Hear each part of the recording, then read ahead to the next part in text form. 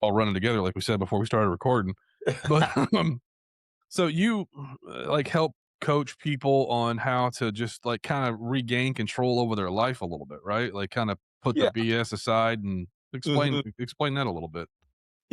I think, in a nutshell, I feel like what people want more than anything else is to be happy, to be Mhm. loved, to enjoy what they're doing in their lives. And a lot of times that gets lost on what we feel like we're supposed to be doing as opposed to what we actually want to be doing and getting excited about on a daily basis. So Mhm. my objective as a coach, as a counselor, so to speak, is to just get people back on track to following that, I guess, North Star, if you will, Mhm.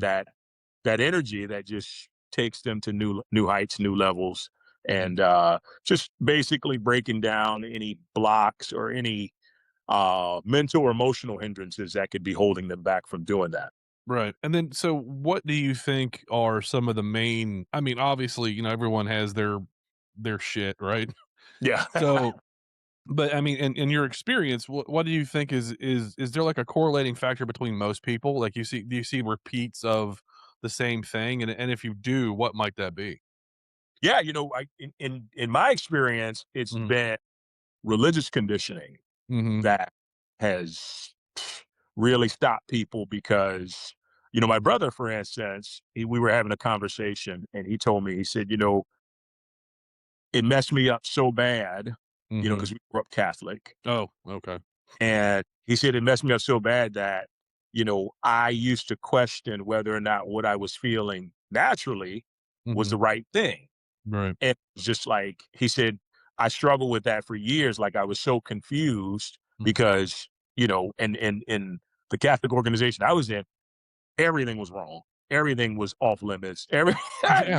Like I you just couldn't, it was the furthest thing from being authentic and being yourself right. that you can imagine. And Well, so, go ahead. I yeah. don't mean to, yeah, but that's the problem with Catholicism.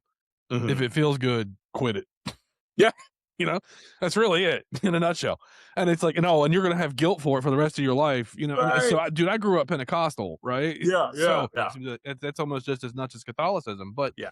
so the thing is, I understand where some people, they have the hardcore religious doctrine, but Mhm. this is what I'll say to that. I think when you have a denomination, Mhm. Catholicism or Seventh Day Adventist or whatever, Yeah. I think it's the extra shit that's in those denominations that add, because Jesus said, "Just follow me," and that's Yeah. it. But then you have, Southern Baptists. Oh, if you take a sip of beer, guess what? Yeah. That kind of stuff. It just, and listen, Yeah. so for lack of a better term, us as humans, when it comes to the divine, are kind of dumb, right? Like we Yeah. don't, and God knows that. So that's why he Mhm. cuts us all this grace. But Yeah. anyways, Absolutely. so how do you help people get around those blocks? I mean, do you just, I mean, do you just say leave religion alone, or what do you do? Well, it's a sensitive subject, especially Yeah. when people are still, involved with that. And Mhm. you know, one of the biggest things is, does it feel aligned, right? Mhm. Right. What does it feel right? Because when you're in something and you're doing it, and it feels like all the Legos have connected and Mhm. everything's rolling, on a high level. You have to ask yourself, does it still feel like alignment? And in most cases, that's the number one icebreaker question where Mhm. people then have a safe space to start admitting the problems that they have with it. Yeah. You know, in my own experience, Mhm. I realized I was just in church one day and I'm like, why aren't we all just happy and full of life? Like I'm looking around and I'm just seeing miserable people Mhm. because everybody's restricted, everybody's being controlled, Yeah. say what they can do Mhm. and what they can't do. And as a human, sometimes you got to do what you're not supposed to, so to Yeah. speak, Yeah. to figure it out and learn the lesson. And that's part of life, right? But Yeah. religion kind of takes that rug and pulls it from underneath us Right. in a lot of ways. So the biggest thing is just, are you aligned? Do you feel good with where you at? Does Mhm. the energy feel expansive or does it feel contracted? Exactly. And I mean, my girlfriend's a recovering Catholic, so Mhm. and this is, I hate to keep bringing it up, but this is the common denominator. Like when I have conversations with people that absolutely cannot stand faith or religion, Yeah. They usually start as Yeah. Catholics. Yeah. And it's like, and I think it's because the rigidity of it, you know what I mean? And I think Mhm. it really, it just makes people miserable, and it's Yeah. like it's all the ceremony and all the stuff, and it's like, and I don't blame the parishioners at all. I don't I Yeah. don't I don't I don't blame the people that go to church. I Yeah. blame the fucking clergy Exactly. because, you know, and listen, they we can go down this rabbit hole if you want to, dude. Yeah. But I've done a lot of study on Catholicism, and it's not, listen, this idea of praying to Mary and everything else like that. Mary's dead. All Yeah. right. And she's literally just it says in the Bible that she is to be honored among women, and that's it. You're glorifying somebody who is on the exact same level that you are, Uh-huh. which in itself is kind of like, okay, that's kind of cultish. And It's not ish, it is a cult. You know what I mean? Like, so right.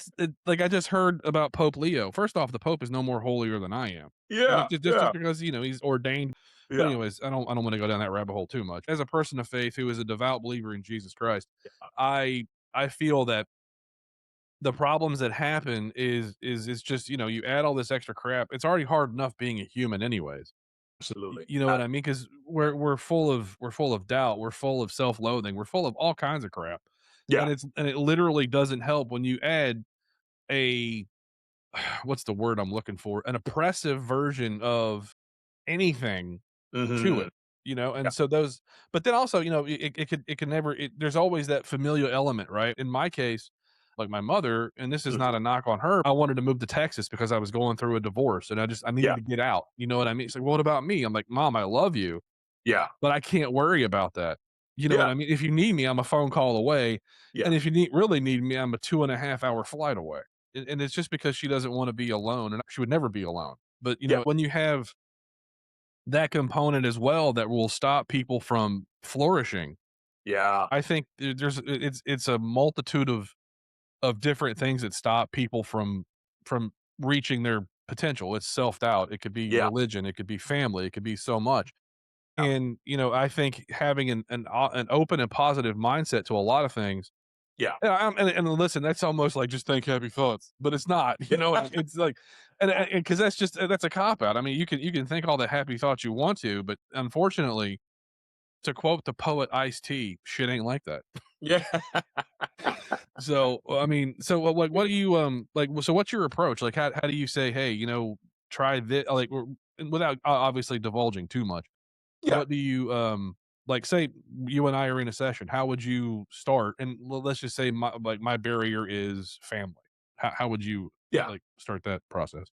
Well, okay. I think the the paradox here Yeah. is dive into the pain, dive Okay. into the the aspect of this that's really giving you issues because even though it may be a painful situation, that's where your most growth is going to lie. Yeah. And I mean, I've ostracized family members Hmm. for years at a time because my relationship with God was expanding Yeah.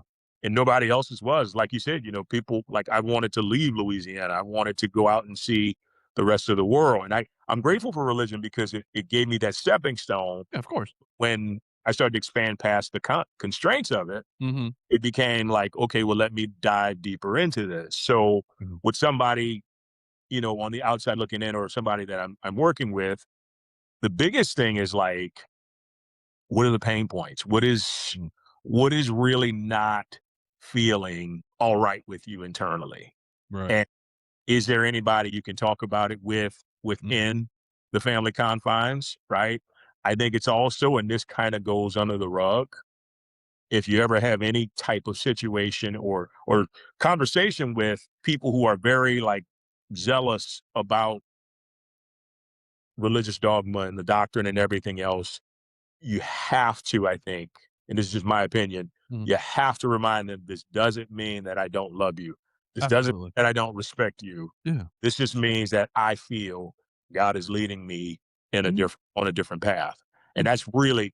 that really kind of helps because there's tension when Mhm. you start trying to break from the ranks, Of right? There's course. that saying that says you can't be a prophet in your own hometown or you can't be a prophet in your backyard Well, yeah. because they only see you in a certain way. So the moment you tell them something different, Mhm. there's resistance. I think starting with love, starting with, is there somebody who, in that group that I can talk to about this, Mhm. that'll actually hear me out and be objective in a sense, and not automatically just be in full resistance.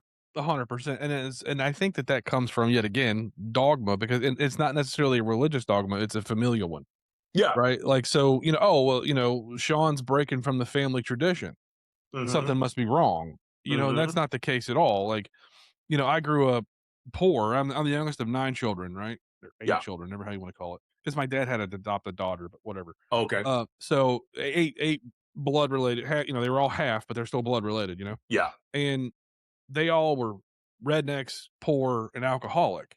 Hmm. I might be a redneck, I don't know yet, but I'm definitely not an alcoholic, and and I make a decent living. Yeah. So it takes somebody to break the familial cycle, right? Hmm. So somebody else in the family can see, hey, you know what, this is possible.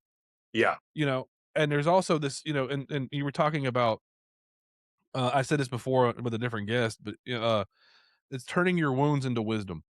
Right? Yes. You have to be able to take that pain, take that suffering, and learn from it. Ab- You can't let it shut you down. You can't let it do all that, because, dude, my dad did all kinds of fucked up shit to me. You yeah. know what I mean? And it was like, here I am, but and this sounds terrible, but he died in 93. It was the best thing that happened to my family, Mm. because he was, overly religious, and, Yeah. but like fakely so, Yeah. Yeah. and it It was a was, mask, like a facade for yeah, because something deeper. Yeah. Mm. 100%, and that's the problem. That's why, I probably should find a church, but Mhm. I don't need someone coming to me, "What were you doing this weekend?" Like, none of your goddamn business, Yeah. like, there's that nosy stuff. But anyways, Yeah.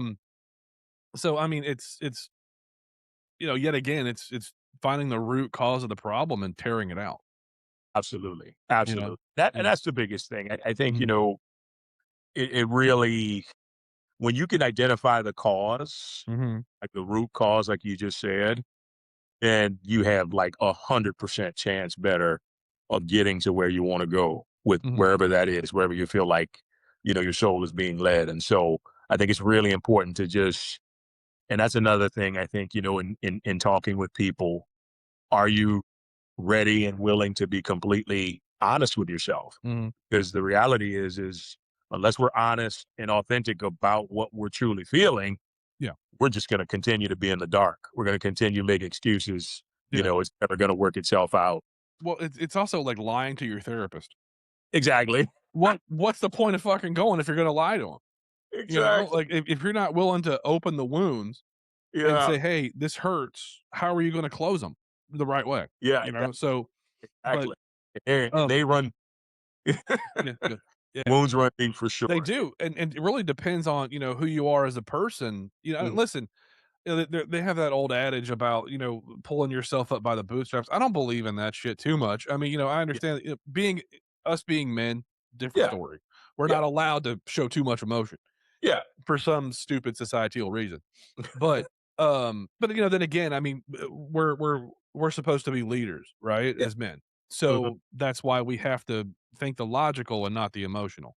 Right. But, I was gonna make a point other than that one, and it All good. All good. left my dumbass head, so but so let's talk about, Louisiana for a little bit, because you and I Yeah. were talking before we started recording that, I've lived there for a little bit, about 7 months in 2002. So, Yeah. you're a New Orleans native? Yes, born and Yes. raised in New Orleans, Louisiana. Started out mid city, made Mhm, my way towards the lakefront. I mhm, spent first 22 years of my life there. mhm. Sorry, first 18, and then I went away to Ruston, Louisiana, Okay. near Shreveport in Mhm. Monroe area Oh, before yeah. for college, and then made my way back down. But it's a special place, Yeah. but it was a place where I was like, I need to kind of get out of You know? Louisiana. Yeah. So I think fondly of my time in Louisiana, actually. I mean, Yeah, as miserable as I was 21, is my first yeah, time my first time away from home, really. uh, First time living on my own, for sure. yeah, I get there, and find my little apartment that I had set up before, because I took the job and all that stuff. yeah, And, I get there, and I have never met in it was in Leesville, Yeah. which is about, a little bit south of Shreveport and, all that, in Yeah. Alexandria. Yeah. So, I get there. I have never met people that have more hospitality. Yeah. They just welcomed me in like I was one of their like, if one of the ENT surgeons I work with, his name was Steven Sewell. Yeah. I haven't spoken to him in forever, but he's a lovely man. Him and Mhm. his wife, like, adopted me. If it wasn't Yeah. for them, I wouldn't have been fed, you know Yeah. what I mean? Yeah.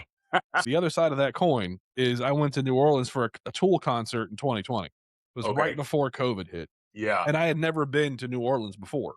So Mm, and my first introduction to Bourbon Street, or maybe it was one of the side streets, it was right there near Cafe Du Monde, yeah. and we're coming off Interstate 10, and the first thing I see is a guy getting knocked out, Wow.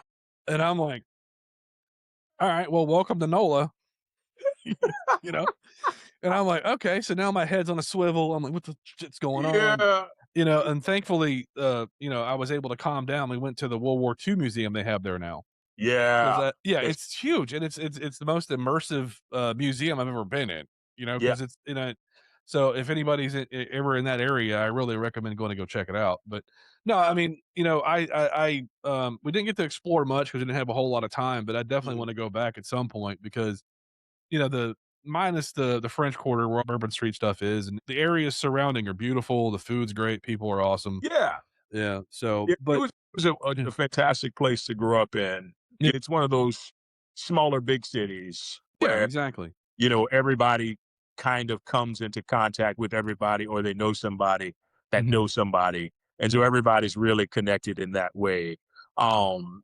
Overall, it really, it was tough at times, yeah, but the lessons I learned there really helped me to thrive wherever I had went from that point on, whether it was Miami, Los Angeles, mm, Tampa now, right, wherever it was, New Orleans really, because, as great as it is, there's a mhm, dark side to it as of well. course.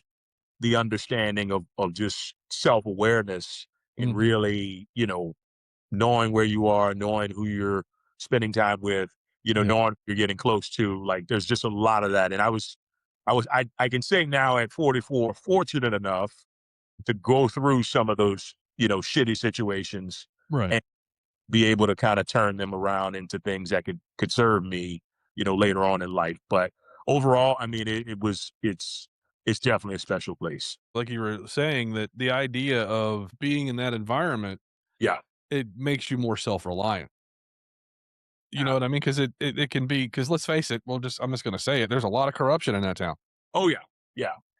Um, mhm, I left about 6 years after Katrina, but oh, I was down there for the mhm, whole thing. yeah, So the Bourbon Street area, Magazine Street, Uptown, all these areas, you started to see those come back really quickly. Like they mhm, built the Superdome up really fast yeah, again.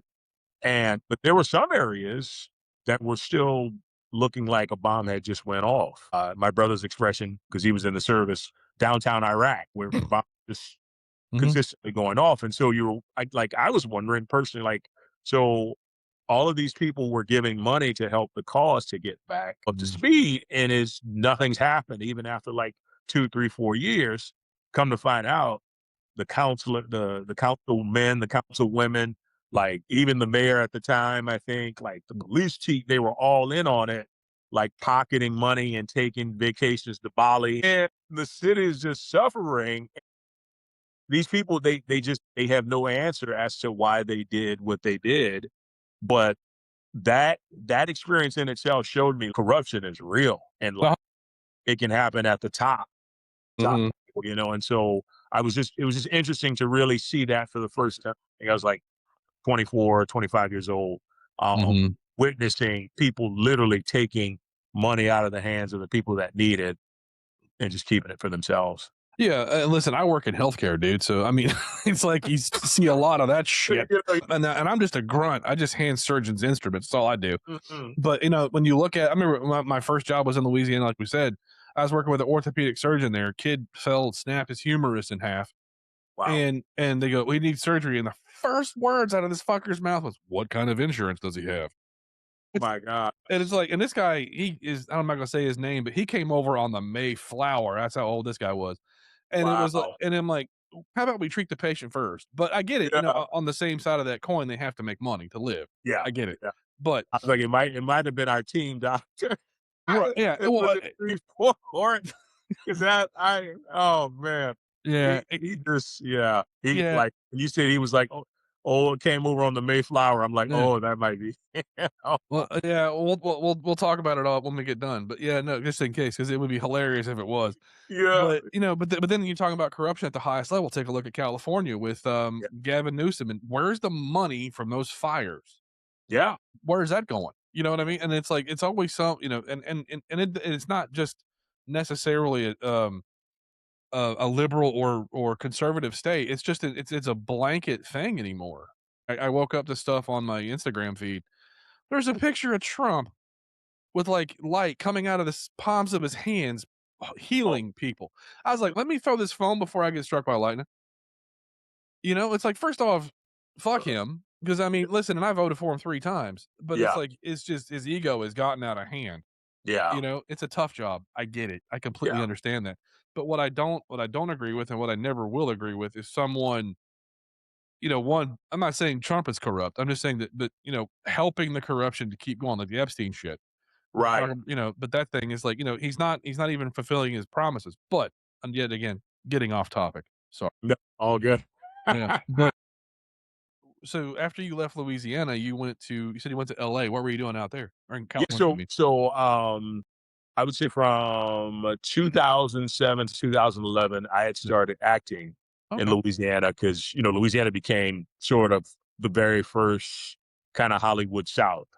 And because of the tax incentives were so great at the time, Right. a lot of productions were coming down. I think we had in 2005, I think there's like 600 productions Wow. going on. And so, I had just retired from playing football. Mhm. And I'm like, I want to figure out something else. And I was like, oh, let me give acting a shot. And Mhm. so got into acting, got into being a stunt man, stunt Mm. work, which is never again. No. Just it's just dangerous, man. Yeah. Dangerous. Yeah. But it was fun. But it was just like, yeah, if I'm gonna be able to not be in a wheelchair, I better kind of just stick to the acting thing. Right, of course. Yeah. Yeah. So, in 2011, I finally just said, you know what? If I don't do it now, I might not ever do it. So I Yeah. just sold everything, packed up my stuff. I think $263. Uh, I Mhm. hit the road, Yeah. and yeah, I went and stayed with my aunt for a couple months in Los Angeles in North Hollywood and got on my feet, and things just kind of started rolling. Met my wife a couple months after, and yeah, LA was really good in a sense where it wasn't what I was expecting, Right. but it was everything that I needed in a really big way. So it was definitely one of the highlights of my life. Just Mhm. basically a leap of faith in every sense of the word because New Orleans was safe, right? Everything Yeah. about it was safe. And what was interesting was the money was flowing well too as well from the acting and then the stunt man, the stunt work. Mhm. And I just one day I was like, you know what? I'm just not feeling being here anymore. I feel like I'm constrained Yeah. in so many ways and, I told my mom, I was like, "Mom, I think I'm gonna make the move." And I mean, she just because I'm a mama's boy, one of four, but Mhm. I'm like, when my dad left, Mhm. I kind of became her like emotional husband. Yeah. And so she relied on me for so much. And once that was kind of being taken away, man, she's mad at me for like 3, 4 years. Yeah. Because but I had to put myself first. And a Yeah. lot of that was really about me saying, okay, kind of what I'm teaching now. What do I need for myself? Like I understand, what my family needs from me, but I've been living for them for so long. Now it's time to say, okay, I'm Mhm. 28, 29. What can I do for me? And that's what set it in motion. Yeah. Well, and the other thing too is, like, to touch on what you were saying about putting yourself Yeah. first, there's absolutely nothing wrong with doing that. Yeah. Being Yeah. because if there are a lot of people that are spiritual vampires, you Yes. know? Mhm. And if you let them do it, they will feed on you to Yeah. sustain themselves. And I'm Yeah. not saying about your mom, that's not what I'm saying at all. Yeah. But what I'm saying is there's people that, you know, that'll make you feel bad about wanting to do something for yourself, Oh, yeah. and then Yeah. it's like and then Yep. those people that need to be root and stem out of your life Yeah. Yeah. because they don't wanna see you grow, Yeah. and it's like when you, I was starting a security company once. I was trying to, Mhm. with a friend, and, when I actually, it wasn't even a security company, it was a firearms training company because I used to be a firearms instructor. Nice. Yeah, and, so I wanted to make my own, but Yeah. he was under the auspices that I was gonna, join his group. I'm like, "No, Mhm. I want my own." Basically, what I'm saying is that people want you to succeed as long as you're not succeeding better than they are. Yeah. Misery loves company and all every other euphemism you can think of, Yeah.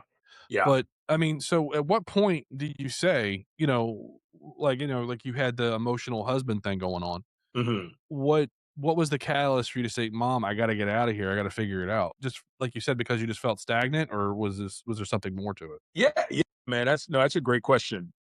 For me, the pain Mhm. of not realizing my own dreams, Mm. consistently putting them off, Yeah. to be a caretaker, to be an emotional caretaker.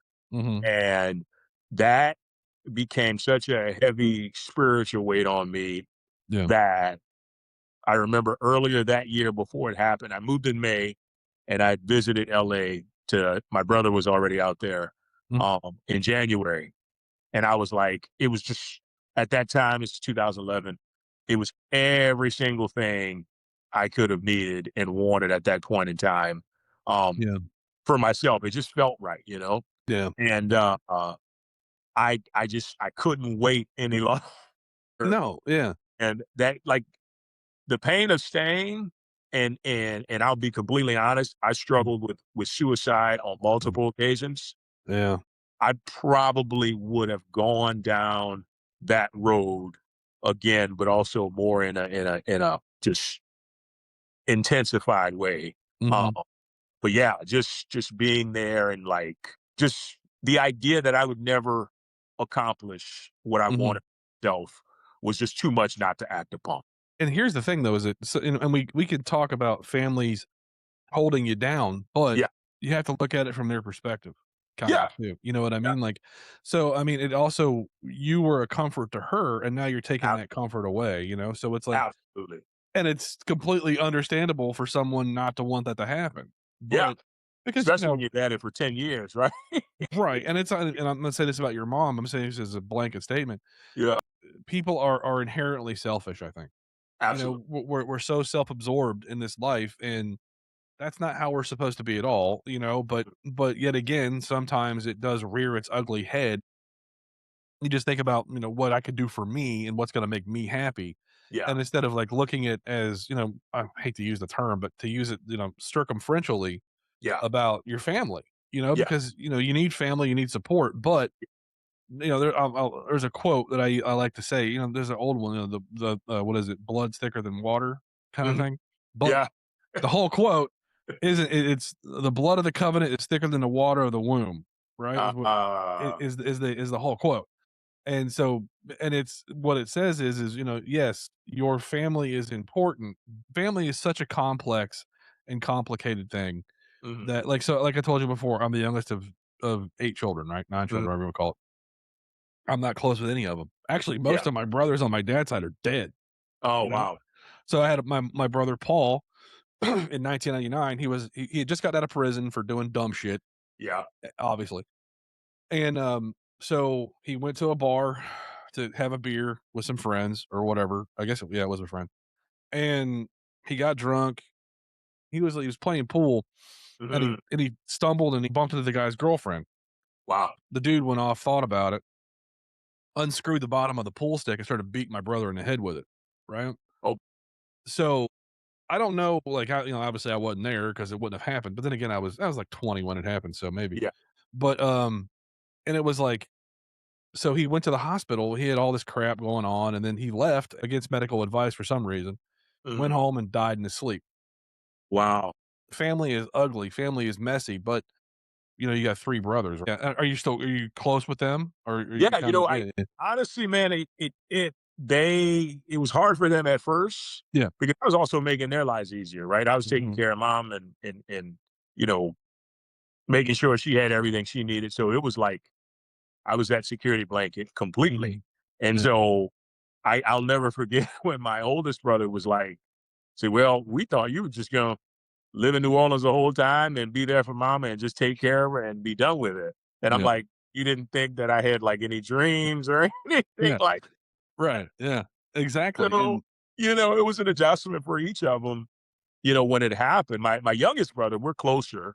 We're mhm, probably the closest, and he understood right, because he was kind of like, urging me on to kind of come out to LA just to really start because he had done some traveling and he was just like, this is you got to get out of New Orleans, whatever you can do to get out, like you got to make that happen. But over time, I think like everybody came around and now, we're closer than ever. And I'm happy about that because I think that's something to really pinpoint is that the beautiful thing about family in a lot of ways is that, you know, you go through some stuff, mhm, but if everybody's game, everybody will come around eventually. Even if it's distorted for some of us, mhm, there's love there and there's the idea that you want things to work.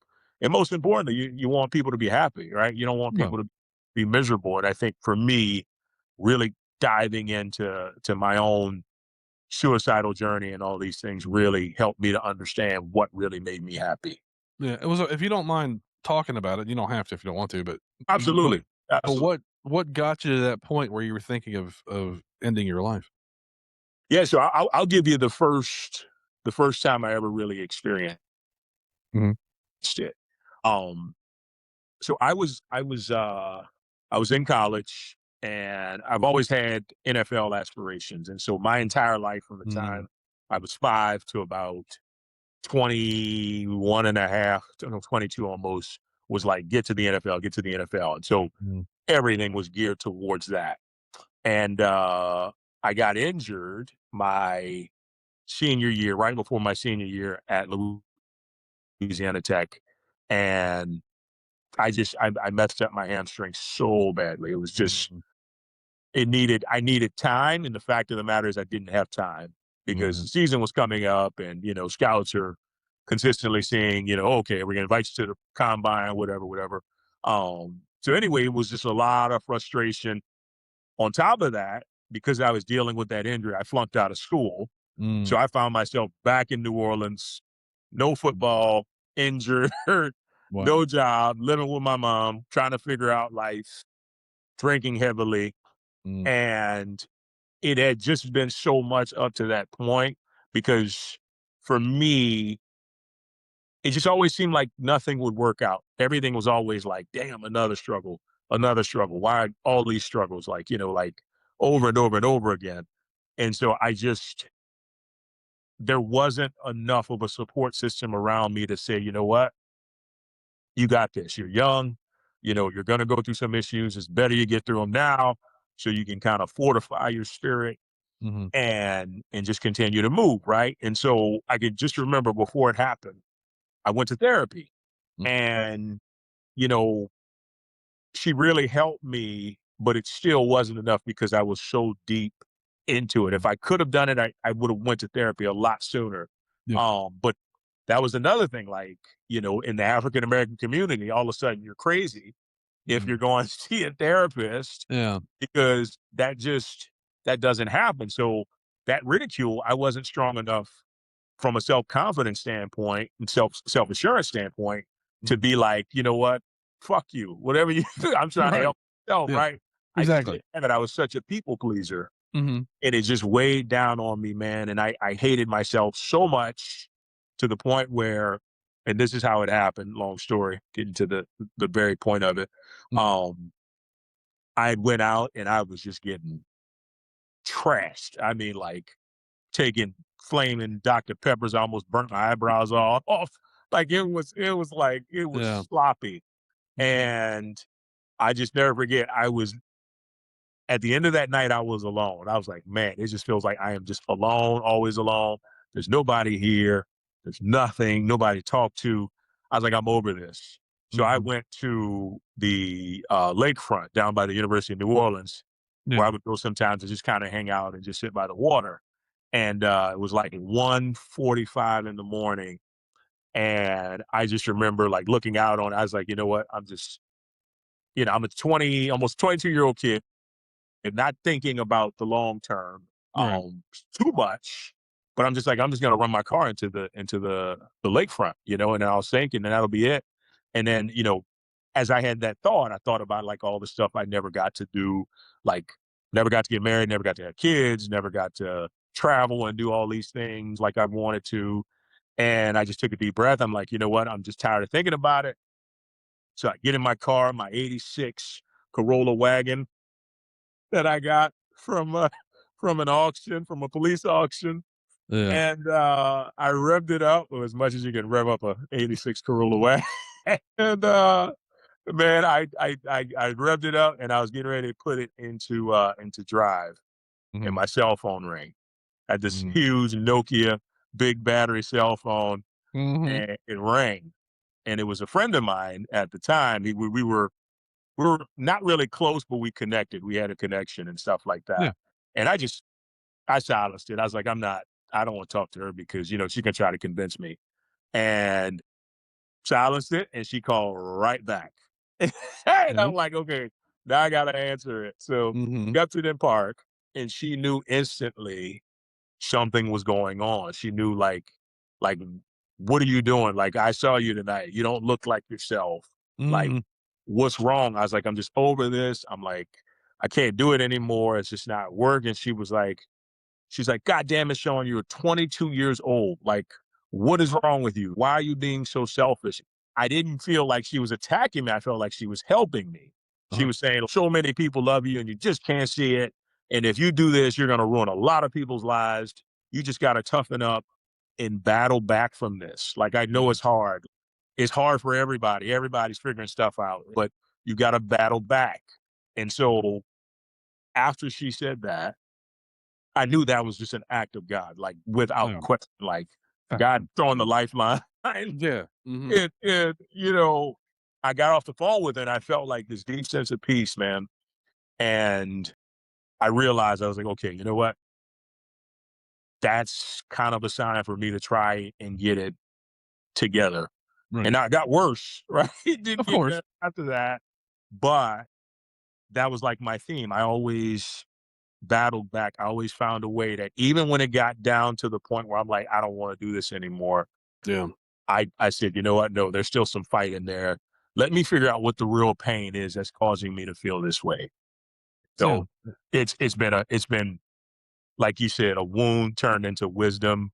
That's Mhm. been super helpful for me. And then, everybody that is in that situation as well. I was gonna say that, you beat me to it. It's 100% divine intervention. I mean, Yeah.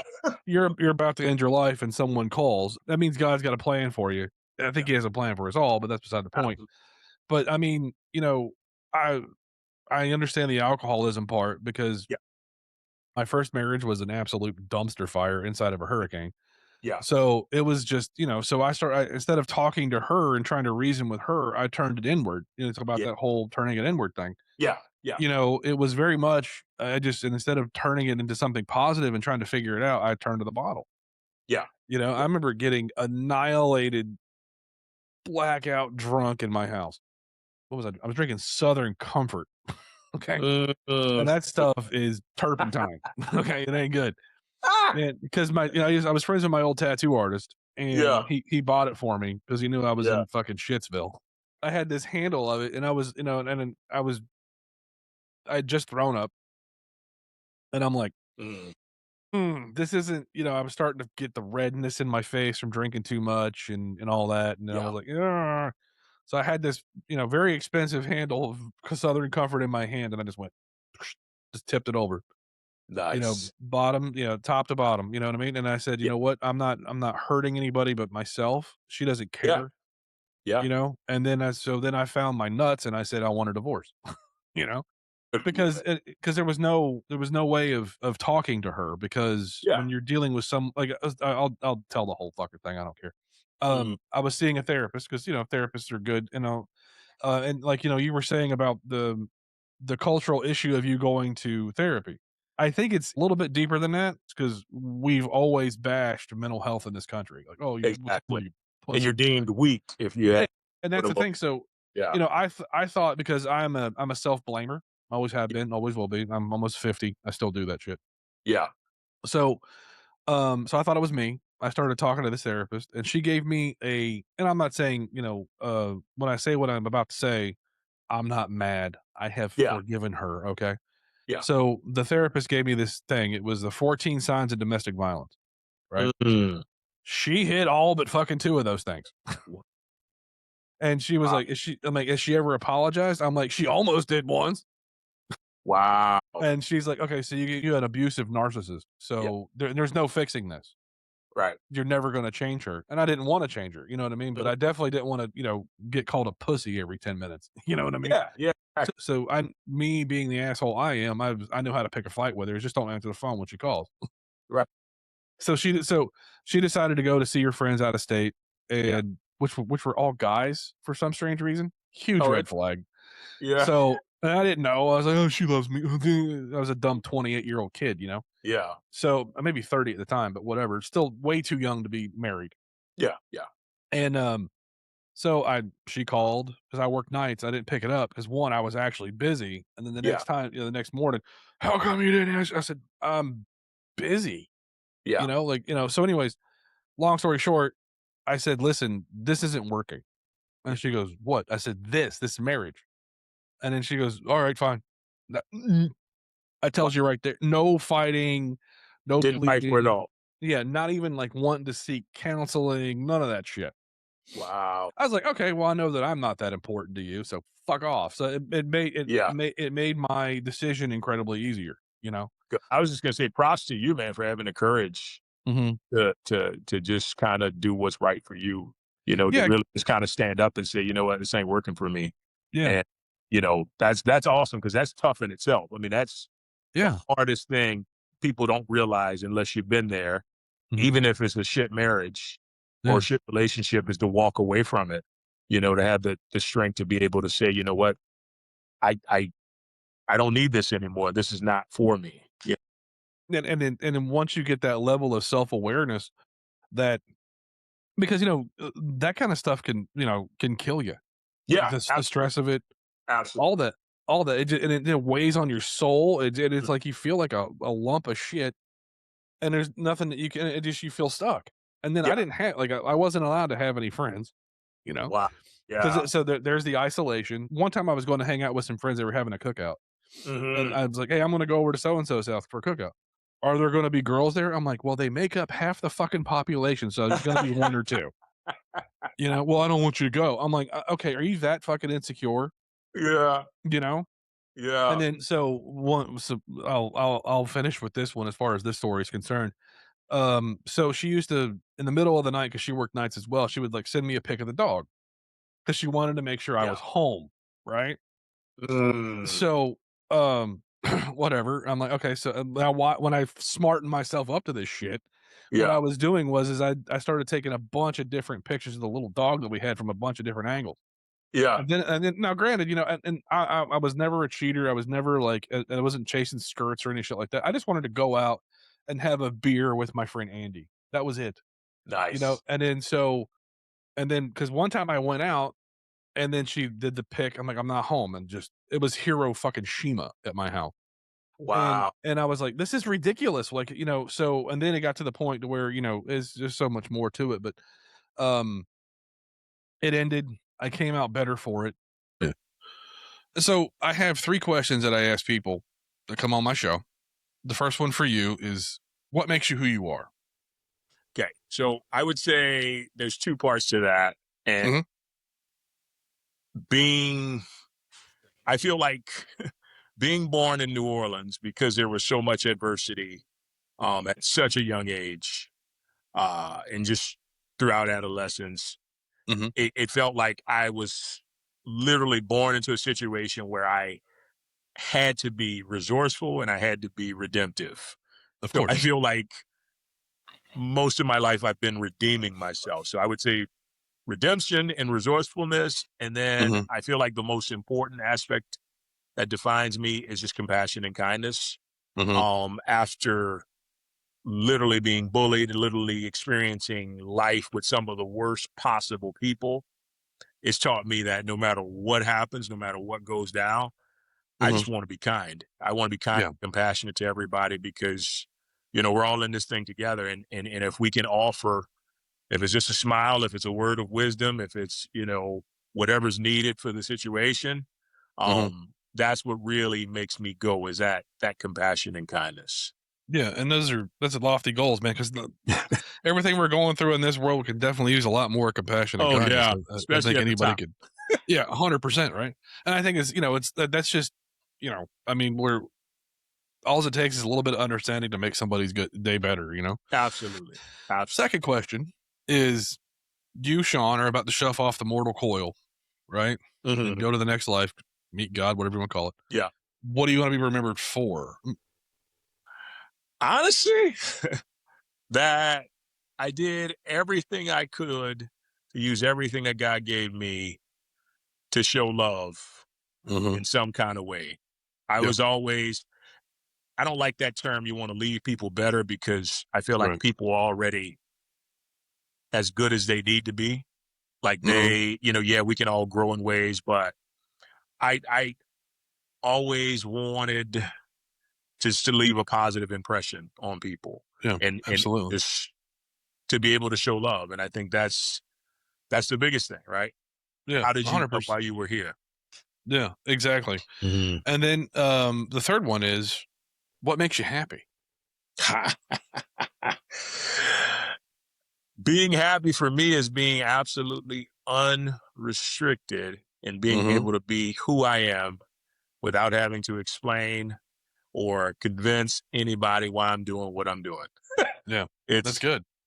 Yeah. staying in a strong, connected relationship to God Mhm. and using that to follow, the highest excitement, these intuitive nudges, and just being authentically me, like really feeling Mhm. like, okay, what makes me me? And in Yeah, following that, that really makes me the happiest.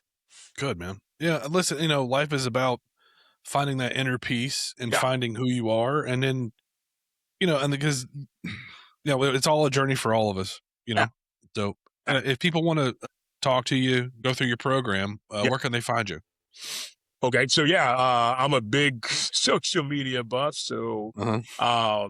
but at first, if you're serious about it, I think email would be the first way to connect, which is shaung04@gmail.com. If you want to discover a bit of, what I'm doing and who I am and all that I entail, my link tree is a great place to visit too. It's linktree.com/Shaun Grant. And then if you're on social media, I'm on Instagram uh, at IAMSHAUNGRANT. And then Uh-huh. TikTok, I've kind of taken an interest in of late at THEUPLIFTER 504, the Uplifter 504. You can Uh-huh. find me at those places. And yeah, look forward to Alright. connecting if it's in the cards. Absolutely, brother. Well, I wanna say, thanks for coming on. I greatly appreciate it, and, thanks for listening, everybody. Yeah, thanks for having me, Phil. Appreciate it. Thank you for Mm, allowing me to share your platform with you and just uh-huh. have an honest, engaging conversation. Really appreciate it. Yeah, no problem. Bye, everybody.